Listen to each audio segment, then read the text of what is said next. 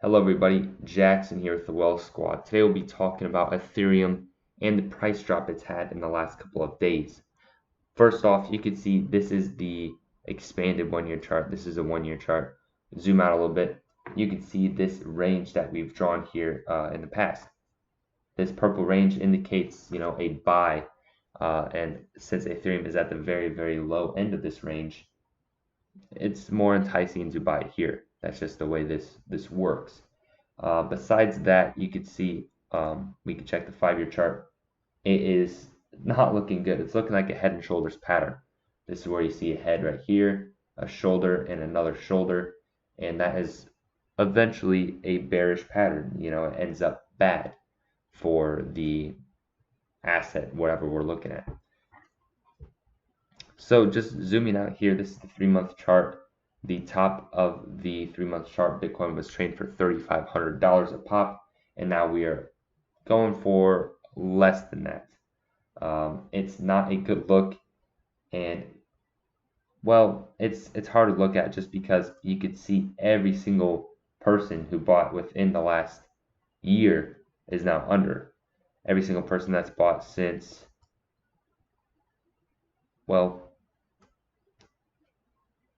since April of last year is now under in their position. Ethereum is trading at one of the lowest valuations since, we can see right here, since March of 2021. So it's been about a year and 3 months. You got 5 quarters, and now Ethereum is back to that same price. Looking at the RSI, also not looking too good. You can see this blue line is trying to overtake or go under the orange line, and that is, a bearish pattern. We can see right here, blue line went below the orange, it fell down. See right here, blue line went below the orange, it fell down. And it's an eventual pattern that causes Ethereum to drop. Now, I'm sorry, that's the MACD. The RSI, on the other hand, not as important. We could see right here, sure, when the RSI is above 70, it's not a good look for Ethereum. But you can see right here, Ethereum was trading at a 87 RSI and continued to go up. And in that meantime, the RSI was not always above that 70 range. So the RSI has less meaning than the MACD, in my opinion.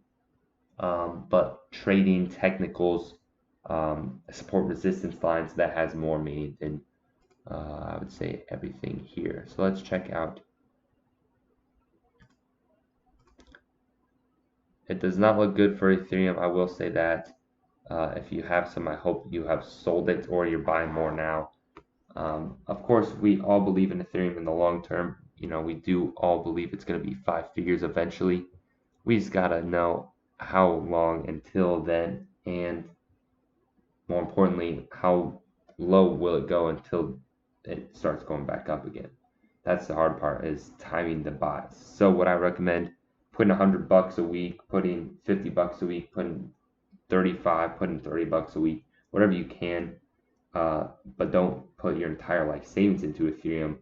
I say you put a fair portion and let it sit and forget about it. I think you'll be better off than not doing that in the future. So let me know what you think of Ethereum. It's a very tough asset right now, very tough crypto, because the last year and 3 months has all been a negative compared to now, because any single time you bought within the last year and 3 months, you are now negative, you are now in the red and underwater in your position. So it's a good time to buy, sure. Is it the best time to buy? I don't know. You can't know that until it goes back up and you look back on it and be like, yeah, that was a good time to buy.